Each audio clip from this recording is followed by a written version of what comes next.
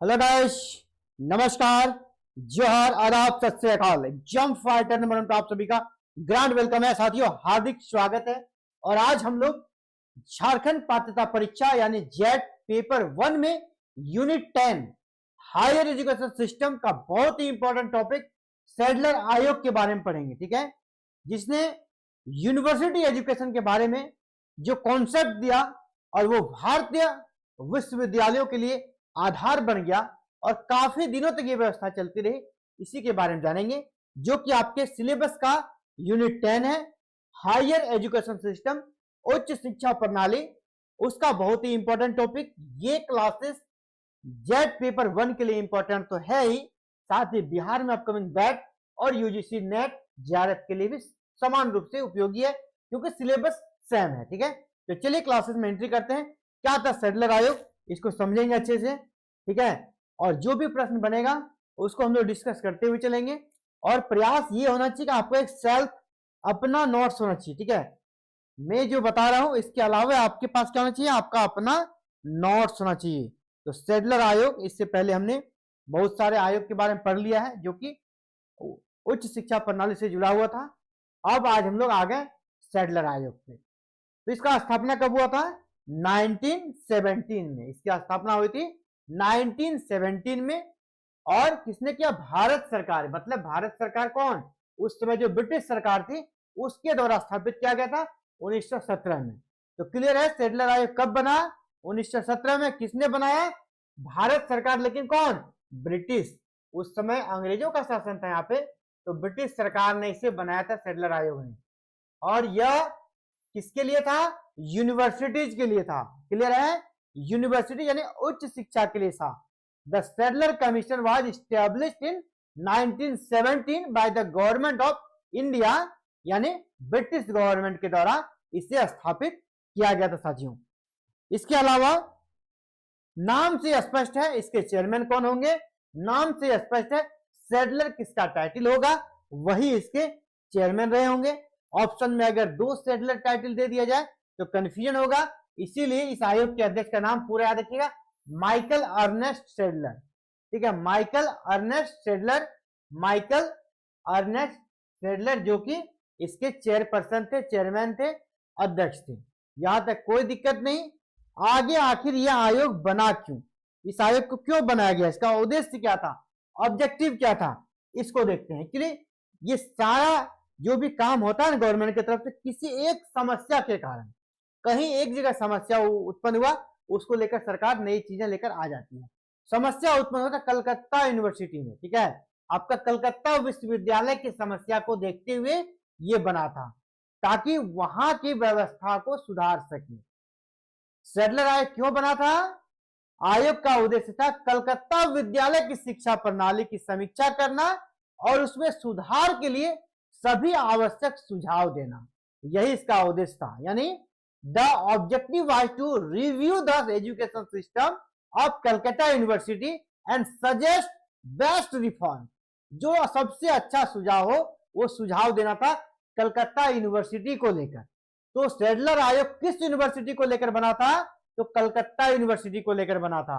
लेकिन जब कोई रोल मॉडल या कह सकते कोई जब पायलट प्रोजेक्ट शुरू किया जाता है कि यहां पर ये सक्सेस हो गया, तो उसको हर जगह लागू कर दिया था। बाद में ये व्यवस्था हर जगह लागू कर दिया गया।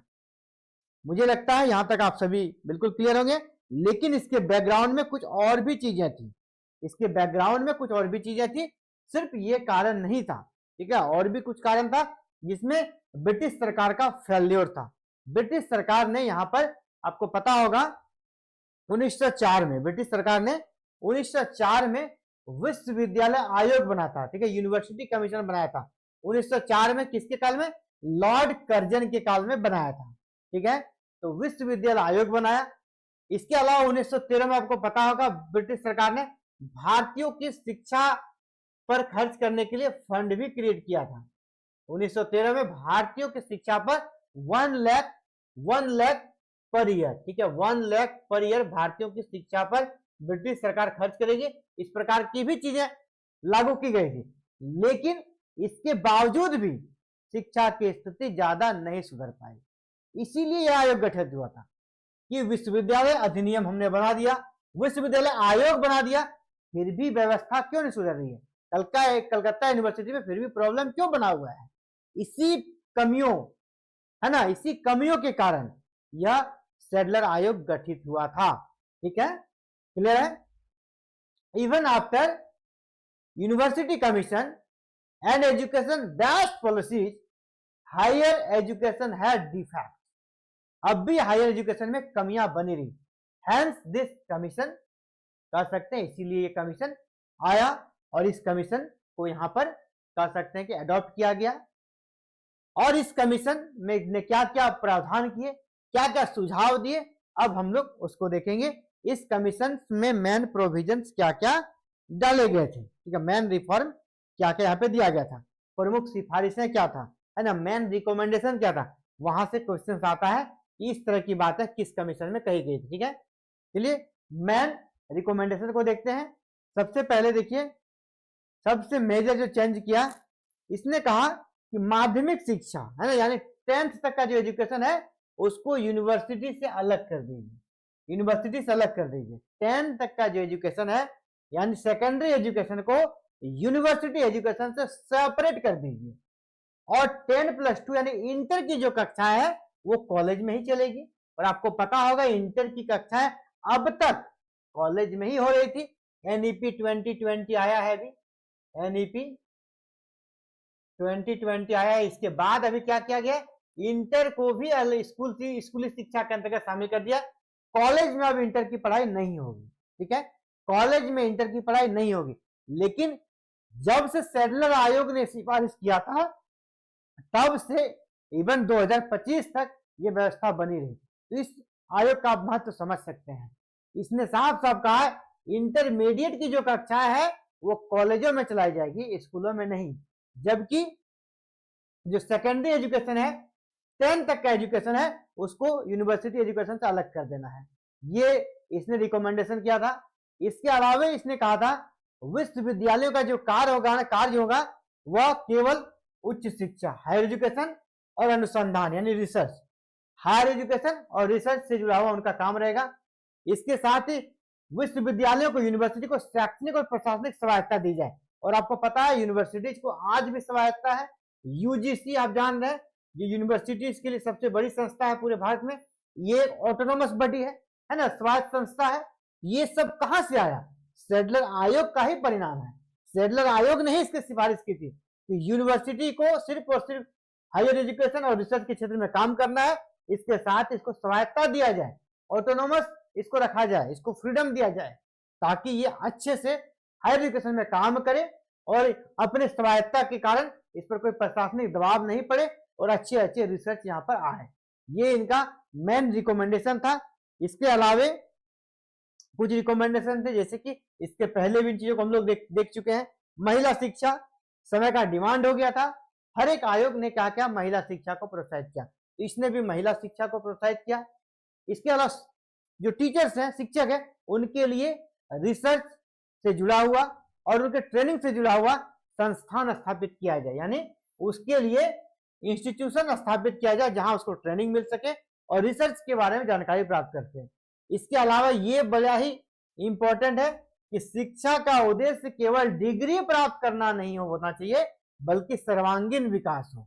ये इनका प्रयास था, लेकिन ये सब हो नहीं पाया। आज तक हो पाया क्या? आज भी सर्वांगीण विकास के दृष्टिकोण से शिक्षा में अभी भी मॉडिफाई करने का प्रयास किया जाए, लेकिन सिर्फ डिग्री तक ही सीमित रह गया है ना। अभी शिक्षा हमारा डिग्री तक ही सीमित है। लेकिन 1917 की बात है, उस समय ही ये बात कही गई थी, शिक्षा का उद्देश्य केवल डिग्री प्राप्त करना नहीं बल्कि सर्वांगीण विकास करना है, और जो कि आज भी ये जरूरी है।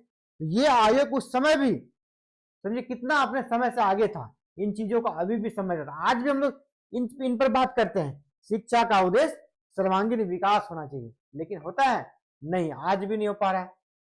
जैसे पहले ही हो गया चीज, क्या था पहला recommendation? Separate secondary education from university education. University education से सेकेंडरी एजुकेशन को अलग कर देना है। Intermediate classes should be conduct in colleges, यानी इंटरमीडिएट का जो क्लास होगा कहां होगा? कॉलेज में होगा, स्कूलों में नहीं होगा। University should focus on higher education and research only. University को सिर्फ और सिर्फ हायर एजुकेशन पे काम करना है और किस पे काम करना है, रिसर्च पे काम करना है, और किसी पे काम नहीं करना है। इसके अलावा यहाँ पे वुमेन एजुकेशन की सिफारिश की गई, उसको इनकरेज करने का प्रयास किया गया, ठीक है। इसके अलावा यूनिवर्सिटी को एकेडमिक और एडमिनिस्ट्रेटिव रूप से ऑटोनॉमी का दर्जा दिया जाए, स्वतंत्रता दिया जाए, teacher training and research institute की स्थापना हो।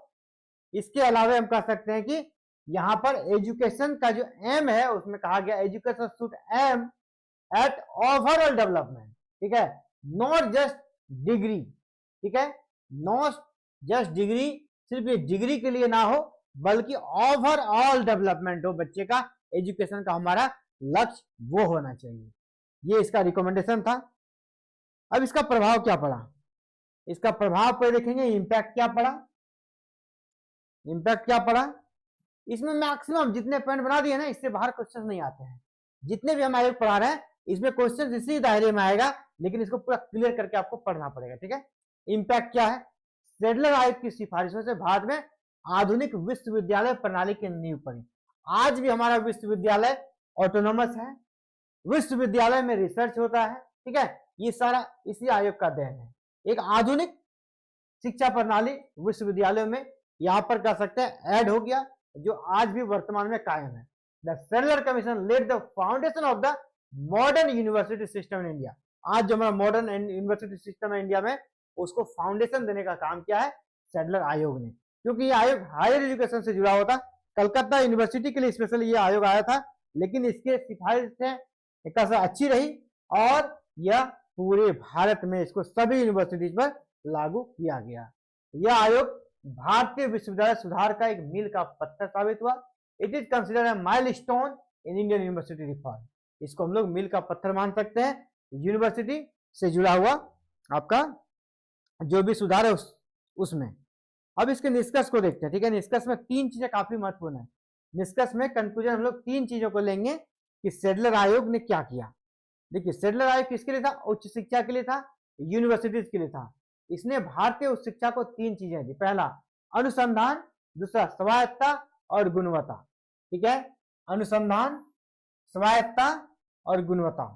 हम इस पर आज भी सवाल उठा सकते हैं, लेकिन अनुसंधान और स्वायत्तता आज भी यूनिवर्सिटी के लिए बहुत ही शानदार रहा है, उनको स्वायत्तता दी गई है। आप यूजीसी को ही देख लीजिए, ठीक है, यानी स्वायत्त संस्था है। इसी प्रकार गवर्नमेंट के रूल से यूनिवर्सिटी अलग चलती है, उनका अपना अलग एडमिनिस्ट्रेशन है, तो यानी वहां भी उसको स्वायत्तता है। रिसर्च का काम काफी ज्यादा हो रहा है, लेकिन गुणवत्ता जब बात है क्वालिटी की, तो वहां पर हम लोग अभी भी फिसड्डी हैं, ठीक है। ये तीन बड़े कह सकते हैं चीजें, तीन बड़ी बातें सैडलर आयोग से हमें प्राप्त हुआ है, और इसको सीख कर उच्च शिक्षा के क्षेत्र में आगे भारत बढ़ रहा है। The Sadler commission directed Indian higher education towards research, autonomy and quality, ठीक है। क्वालिटी पे हम कर सकते हैं, लेकिन बाद दो चीजें रिसर्च और ऑटोनॉमी आज भी कायम है, और हमारे आधुनिक विश्वविद्यालय शिक्षा का ये कह सकते हैं आधार है। तो साथियों, ये सैडलर आयोग से जुड़ा हुआ सेशन था, जहां हमने सैडलर आयोग को पढ़ा हायर एजुकेशन सिस्टम में। और अगर आप पेपर 1 जेट की तैयारी करना चाहते हैं, या नेट पेपर 1 की तैयारी करना चाहते हैं, या बिहार में अपनी बैट की तैयारी करना चाहते हैं, तो आपके लिए क्लासेस चल रही है एग्जाम फाइटर नंबर ऐप पे। आपको समुचित गाइडलाइन दिया जाएगा। एग्जाम फाइटर नंबर ऐप को आपको डाउनलोड कर लेना है। इसी वीडियो के नीचे हमारे एप्लीकेशन का लिंक है, उस लिंक को डाउनलोड कर लीजिएगा। लिंक को डाउनलोड करने के बाद आपको स्टोर सेक्शन पे जाना है, और वहां सभी प्रकार के कोर्सेज दिखेंगे, जहां पे वो जेट पेपर 1 के कोर्सेज को क्लिक करना है और बैच में एंट्री ले लेना है, और शानदार तरीके से 80+ आपका मार्क्स होगा पेपर 1 में। इस टारगेट के साथ क्लासेस लगातार जारी है, और आप भी अगर पीछे छूट रहे हैं, आप लगता है कि नहीं मेरा कुछ नहीं हो सकता है, तो आज ही जुड़े, आप भी उनके साथ दौड़ेंगे और आपका भी स्कोर 80+ आएगा। चलिए, आप सभी का बहुत बहुत आभार एग्जाम फाइटर नंबर से जुड़ने के लिए। Thank you. जय हिंद, जय भारत, जय झारखंड।